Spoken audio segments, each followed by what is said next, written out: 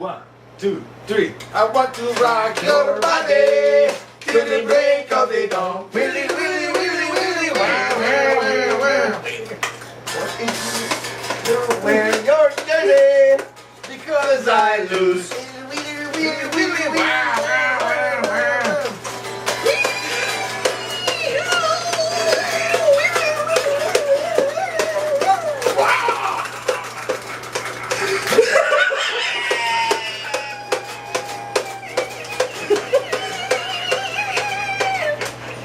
Rock your body till the break of the dawn. Willy, willy, willy, willy, wow, wow, wow, wow. I lost to you in the jersey. Well, you lost me, bitch. Willy, willy, willy, Wow, wow.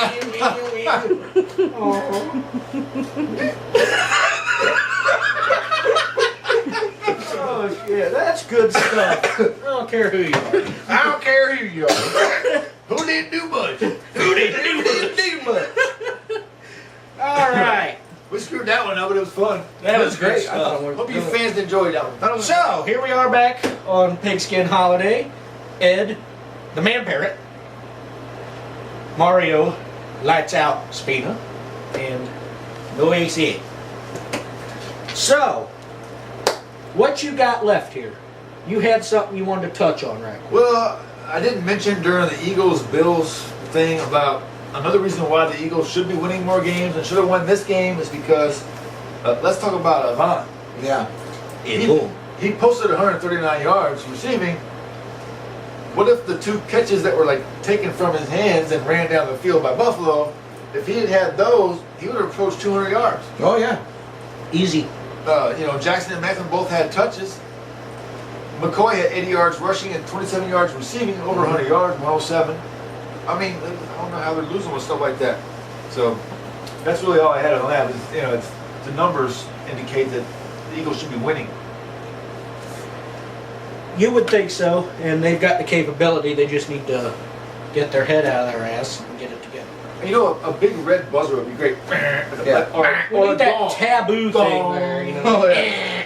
Very He's nice. doing a great job. Cat Jackson on the case. All right. Now, before I get into what my real hot seat topic is here, Yes. I kind of want to touch on our game, since Okay. that's our thing. Right. It's only fair. And let's hit up your stats first. Well, Sanchez, 16 for 26, not so bad. Missed 10 passes. Yeah, but But he only had 166 yards. 2 touches, no interceptions. right. So That's really good for yeah. him. I mean, not to knock him too much, because I've kind of been defending the guy this year. Right. But, I mean, that's not bad. Yeah. And I don't know what crawled up Sean Green's ass, but all of a sudden he decides that he likes to run the ball, and he got 21 yards, 21 carries, 83 yards and a touch. I know. I mean, especially for the I guess he just all of a sudden remembered that he was a football player. Yeah. He's like, holy shit, I'm in the back. NFL. You Why am I run wearing these back. pads? Right, yeah. Oh, really? There's period. 90,000 people screaming for me to win? Oh, I didn't know that. I forgot. No. But yeah, and then, Keller really didn't do very much at all. He had 1 reception for 7 yards. Wow. I don't understand how Sanchez cannot find Santonio Holmes, because Santonio Holmes is just about always open, All the time. and he had only he got 4. him a few times. Well, he had only 4 catches, 60 yards and a touch, which isn't bad. But still, I mean, it's Santonio Overall. Holmes. I mean, he And- doesn't get it to him nearly as much as he should. Right. What did Plax have? Plex had 3 catches, 42 yards, which I think the 42 yards came more in the second half. Than He would have had first. more He if was that pretty, one catch would have been 1 foot on the Man, line. that That's one, true. that was a great freaking grab. That's was true. That awesome. was good. Yeah, it I'll was. definitely give you that. And It was. we Yeah. kind of. And one thing that I love about him is that he's showing that time off really hasn't affected his awareness and his his love for the game. And because people who really, really love what they do try their best to keep their feet in bounds, to do to make those catches like that. Which, if that was ruled a catch, because it's almost a come on, man. The guy works so hard and he's paid his dues. He's paid his dues. But I mean, just for him to show that effort, to me, it means a lot. But still, it just wasn't enough, man. They just couldn't get it done. Because we had Brady. He was 24 for 33, 321 yards, a touch and a pick. Right. He got a pick. Sanchez didn't. Right. So I got to give him his props on that. Yeah. Golf clap. Golf clap, golf clap. Then we had Gronkowski, first time I think that he has not scored. Only 4 receptions, 31 Oh, yards. that's not true. I talked to his girlfriend today. They had a really good night with candlelight and wine. So second time. Branch, he had a pretty good We're game. friends Yeah. on Facebook, for Christ's sake. He had 7 receptions, 74 yards and a touch. Not bad at all. Now, let's hit on Reed Ellis. Mm-hmm. He did what the Jets are specialized in not allowing to happen. Right. He went for 27 attempts, 136 yards, and 2 touchdowns. Wow. Very impressive. Yeah. That's good stuff against the Jets. Right, and you know, like you and I were talking about before the game, or before the show, really, it kind of shows the game planning for New England. You know, the Jets obviously expected, with the way that Tom Brady and Wes Welker have been matching up, especially this season so far, like, you would think that they would just keep that going. Why fix what ain't broke, you know what I mean? Yep. But I guess they just decided to turn it the complete opposite direction and do what they weren't expecting, which is just run flat all over him. Well, that's one thing that I really like about the Patriots, and have liked since I've really gotten into football, is that they're so, like, calculating on everything. They always try to take it a different direction. Yeah. Not always, but a lot of the time. Yeah. And they're adaptable. Right. Now, while we're on this subject of the Patriots, I would just like to say that Revis Island was flooded by Hurricane Welker. Yes, it was. I mean, this was good stuff. I mean, with Revis guarding him, he had 5 receptions, very low for him and Brady. Right. Very low. I'll give Revis that. Yeah. However, 124 yards. Wow. Crazy stuff. Yeah. How often in the whole NFL do you hear about somebody getting that kind of yardage on Revis? Never, really. Exactly. Never really. You know, and that's the you know. Didn't he have a pick, though? Reeves had a pick, didn't he? Yeah. I mean, He had a pick, but I mean, he still pretty much got ran all over. I mean, Right. he earned his money yesterday, definitely trying to keep up with Wes Welker, and with Tom Brady alone, you know, was enough. But yeah, you know, and it's funny when you know you have like players like Antonio Cromartie who were daring Tom Brady to pass to him, and Tom Brady passed to him, and Antonio Cromartie did squat. So you know, I mean, it's kind of That's shows you just that- kind of where the Patriots are at right well, now. I mean, and also the Jets don't really keep their mouths shut, which is why I like them very much. That's part of you the know. reason. I mean, I love this rivalry. Yeah. It's by far, in my opinion, the best one in football right now. There's some other good ones, of course, but this one's the best one. I would agree, not because we're so, you know, because we both love those teams, our respective teams so much, but mostly because of just like, I mean, minus Steelers and Ravens, there, you know, you still have the trash talking. It's a brutal game. It can always go either way. It doesn't matter. The Jets can be 1-14, and they'll win that. They'll win that last game. They'll win that last game. You know, it's you know. so, Mr. Mario, I gotta ask a question here. Yes, sir. Next year, opening week, do we still see the same defensive and offensive coordinators in New York? Defensive, I would say yes, but offensive, it's easy to. It's fair to say that if Schottenheimer kind of keeps up the play calling the way that he does and offensive schemes that he does, that he will find his way out of New York.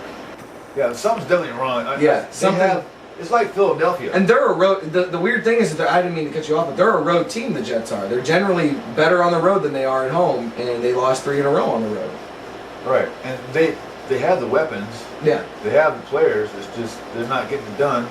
It has to be the scheme. You know, I'm thinking. I could be wrong, or it's Sanchez. I don't know. I don't know. I find myself up and down with Sanchez. So. You know, I've way. downed the guy from day one, but this year I've kind of been defending him a little bit. Yeah. Because people have been downing him for the wrong reasons, as opposed to upping him for the right. Right. And, you know, just like this game, for example, not a lot of yards, but he got 2 touches. Brady got 1. Yeah. No picks. Brady got 1. Right.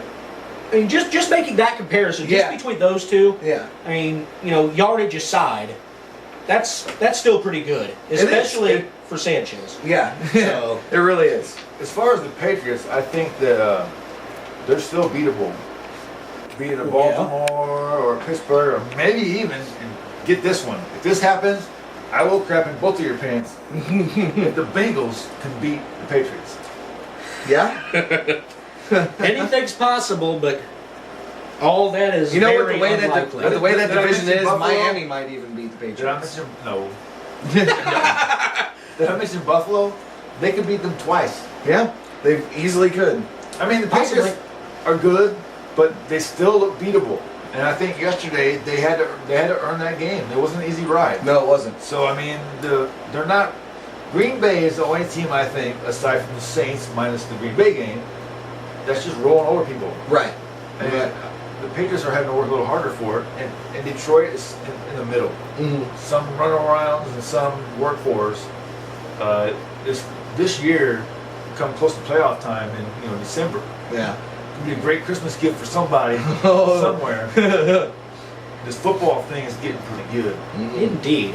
Mhm. So, the actual topic that I had for the hot seat tonight was kind of revisiting the top fives, kind of where my personal picks for some of these positions.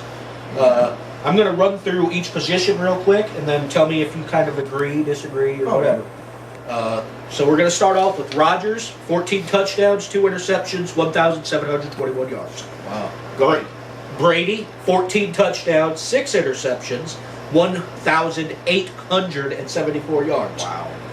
Newton, Mhm. he's one of them on there. 7 touchdowns, 6 interceptions, 1,610 yards. And then here's kind of like the black sheep of the Yeah. group, Fitzpatrick. 10 touchdowns, 4 interceptions, 1,233 yards. Okay. Now I'm throwing him up there just for the sole fact that, for one, they beat the Patriots, and for two, they You got 10 touchdowns. yeah, he's got 10 Yeah. touchdowns and over 1,000 yards. so- Right. Right. And then to top off that list, Breeze, he's got 12 touchdowns, 5 interceptions, 1,769 yards. Whew. So is there anybody that you would fill in any of these spots? No, that's No, you pretty much that's covered. cream of the crop. Yeah. Like that? All right. I'm with you so far. All I'm right. riding your wave. So now on to running backs. Okay. So I'm going to run through the list, do the fill-in thing.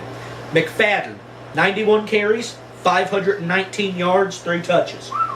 Impressive. Wow. Gore, 94 carries, 400 yards, 3 touches. Nice. Again, impressive. Forte,